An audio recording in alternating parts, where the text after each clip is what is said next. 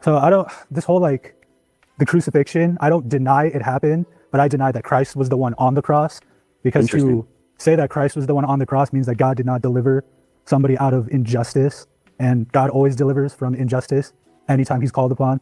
So that's just, so the apostle is like very... Wasn't there the Old Testament is that there needed to be a sacrificial lamb or a sacrifice to atone for sins? Did God ever want sacrifice? Yeah, well, he did it. When Adam and Eve sinned at the beginning, he went looking for them in the Garden of Eden.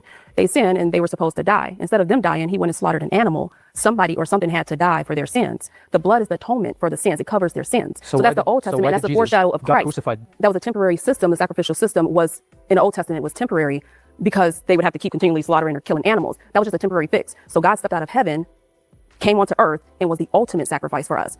Yeah, and it's actually, he fulfills the prophecy. So like this was said all throughout the Old Testament. One example of that is, do you guys remember when Moses held up the staff and there was a snake on the staff and he said, look upon that? Well, that when you read that story in isolation, it's really confusing. Why? Like they're all getting poisoned right now. Why would you look upon this stick with a snake around it? Well, what he was trying to say was, look upon this, look upon the sin that you've committed. And it's like, repent, look upon that sin and you will be healed. In the same way, Jesus went on the cross and took on the entire sin of the world and said, look upon me and be healed.